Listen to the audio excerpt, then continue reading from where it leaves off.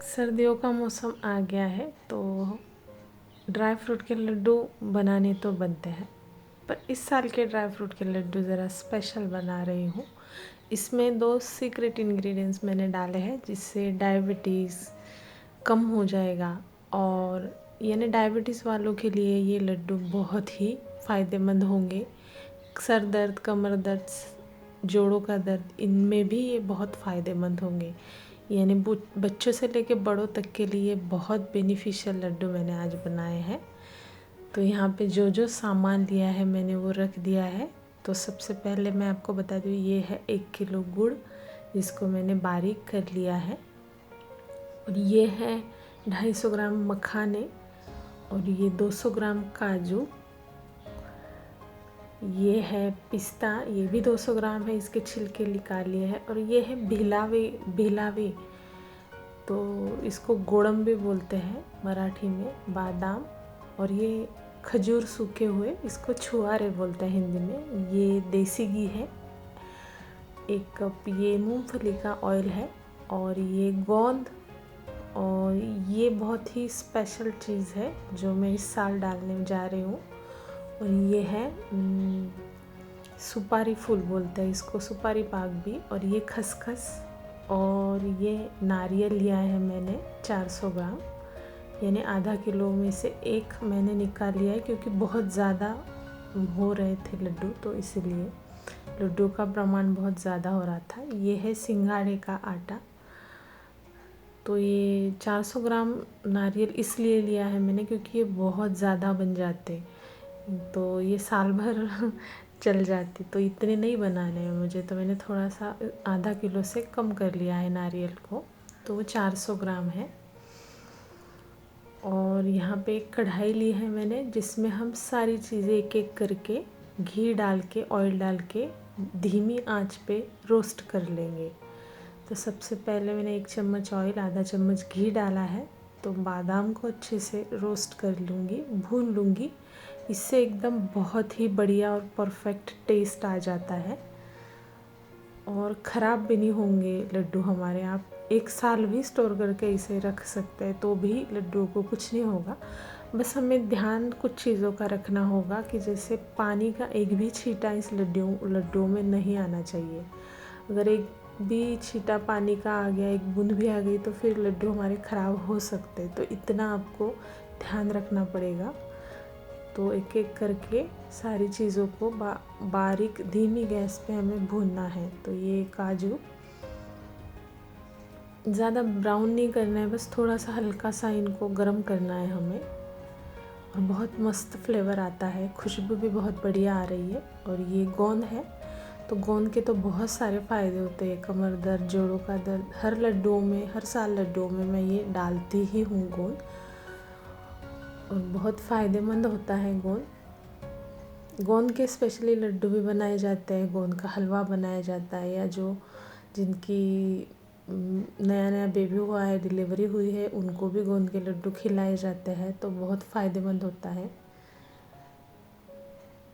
पर जो pregnant ladies होती है उनके लिए ये लड्डू नहीं होता है क्योंकि ये ज़्यादा गर्म होता है, तो गर्म चीज़ें प्रेग्नेंट लेडीज़ को नहीं खानी चाहिए, इसीलिए ये प्रेग्नेंट लेडी नहीं खा सकती। पर जिनका बेबी हो चुका है, डिलीवरी हो चुकी है, या जो बहुत कमज़ोर है, बीमार है, उनके लिए तो ये बहुत ही बेनिफिट देने वाले लड्डू है, तो ये आप ज़रूर बनाइए।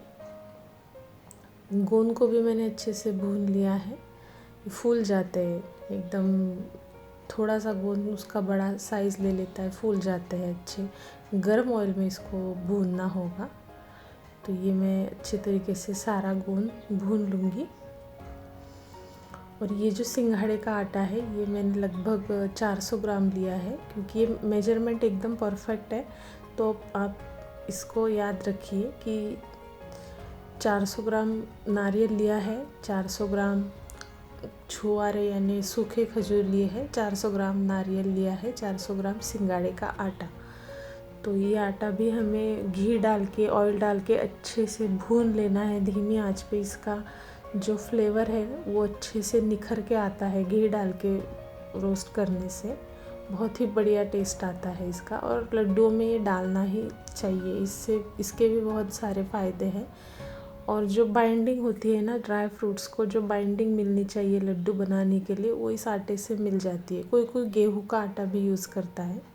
यह है खसखस, तो खसखस भी बहुत फ़ायदेमंद है।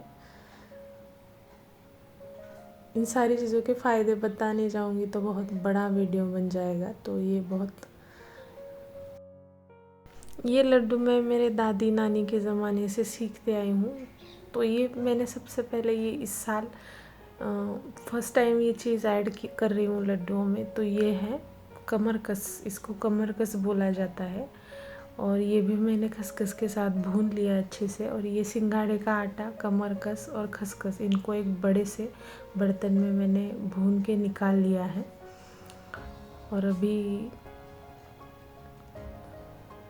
और मखाने बाकी हमारे भूनने, तो ये मखाने इसमें थोड़ा सा ऑयल डाल के भून रही हूँ अच्छे से। इसको थोड़ा सा क्रिस्पी होना ज़रूरी है ताकि इसके हम मिक्सी में पाउडर बना सकते हैं। तो ये क्रिस्पी हो जाएंगे थोड़ा सा भूनने पर ही। और जो कमरकस मैंने डाला है इस साल इसमें, तो इसके मैं आपको फ़ायदे आगे बताऊंगी। बहुत ही बेनिफिशियल है बॉडी के लिए और बहुत ही गुणकारी औषधि है। तो ये हमारे मखाने भी अच्छे से रोस्ट हो गए हैं। और यहाँ पे मैंने आधा कप घी और आधा कप मूंगफली को ऑयल लिया है। तो गुड़ हम उसमें कच्चा नहीं डालने वाले हैं, ना कि उसकी चाशनी बनाने वाले हैं। तो ये गुड़ है जो इस ऑयल में मैं उसको बस पिघलाने वाली हूँ। उसको थोड़ा सा हमें पिघलाना है। कच्चा गुड़ डालेंगे तो वो अच्छे से लड्डू नहीं बन पाएगा, फिर वो टूट जाता है कुछ दिनों बाद, उसका पाउडर फिर से पाउडर फॉर्म में आ जाता है।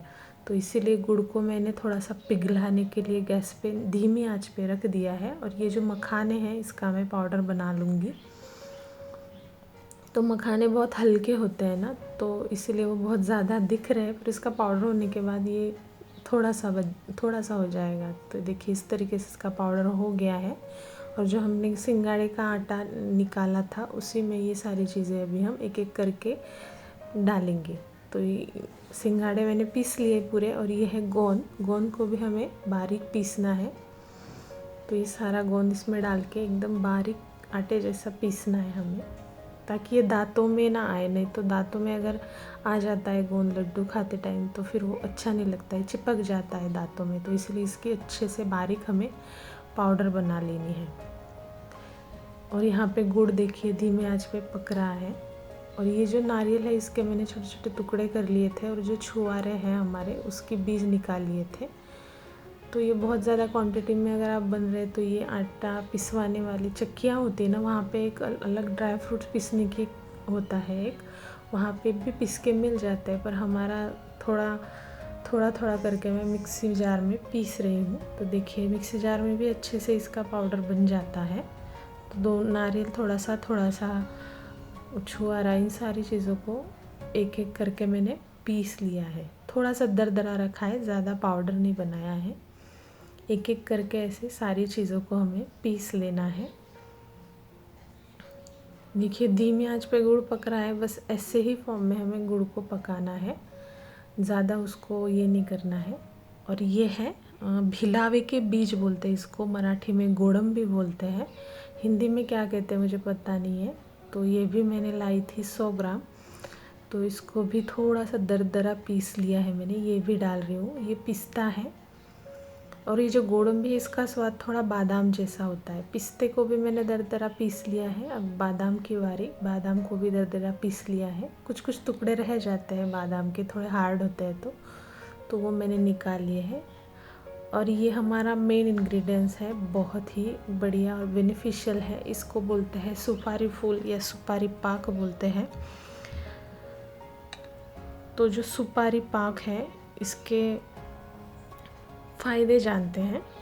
ज़्यादातर रूप में सुपारी पाक जो है वो महिलाओं के लिए बहुत बेनिफिशियल होता है। जैसे पीरियड में दर्द होना या पीरियड अनरेगुलर होना, या पेट दर्द बहुत ज़्यादा होता है किसी किसी को, और खून की कमी होनी, पेट को साफ रखना, ऐसे बहुत सारे फ़ायदे सुपारी पाक के होते हैं।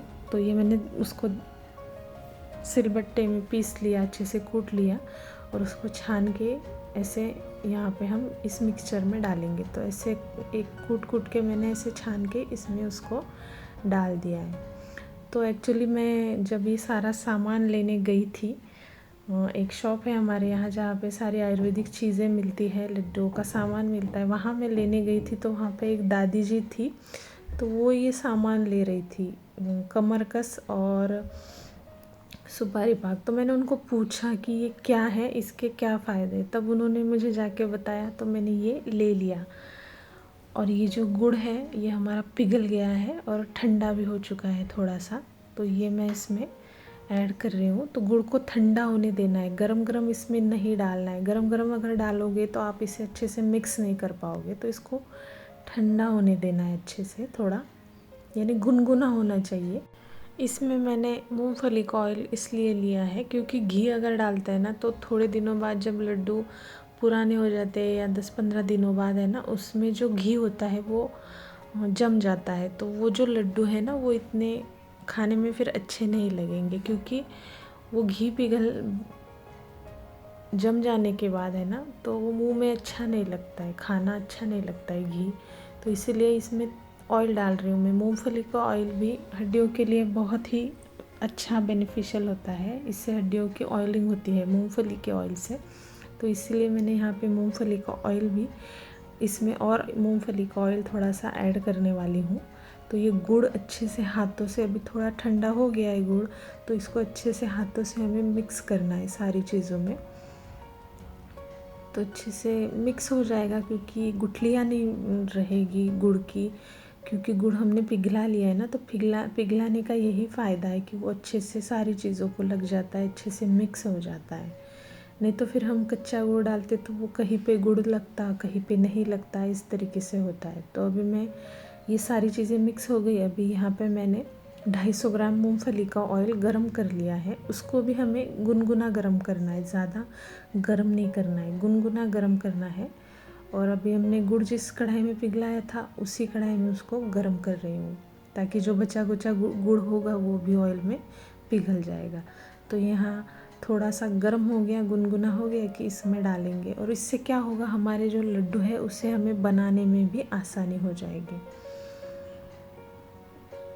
ये लड्डू डायबिटीज़ वाले भी खा सकते हैं, बड़े भी खा सकते हैं, बूढ़े भी खा सकते हैं। बच्चों को इन सुबह सुबह स्कूल जाते टाइम एक लड्डू दे दिया तो ये दिन भर बच्चे एनर्जेटिक रहेंगे और फ्रेश फील करेंगे, क्योंकि यहाँ इसमें बादाम, काजू, छुआरे और बहुत सारी जो चीज़ें हैं ना वो बहुत फ़ायदेमंद होगी। और जिसमें खून की कमी है, जो कमज़ोरी महसूस करता है या बीमार है, उनके लिए भी ये बहुत फ़ायदेमंद है। और जो बूढ़े हैं उनके कमर दर्द, घुटनों का दर्द या जोड़ों का दर्द, जो भी प्रॉब्लम है वो इससे बहुत हद तक कम हो जाएगा। अभी इसमें ऑयल डाल दिया है। अभी इन सारे चीज़ों को फिर से एक बार मिला लेते हैं। ऑयल डालने से अभी ये थोड़ा सा जम गया, यानी अभी इसके हम लड्डू बना सकते हैं आसानी से। पर मिक्स करना बहुत ज़रूरी है, नहीं तो किसी जगह ऑयल रह जाएगा, कहीं नहीं रहेगा। तो मिक्स करना ज़रूरी है। तो दोनों हाथों से अच्छे से मिक्स करना है। और ऑयल थोड़ा गुनगुना था ना, तो थोड़ा सा गरम शायद हाथों को आपको लग सकता है, तो थोड़ा ध्यान से इन सारी चीज़ों को करना है। तो देखिए अभी अच्छे से इसके लड्डू बन रहे हैं।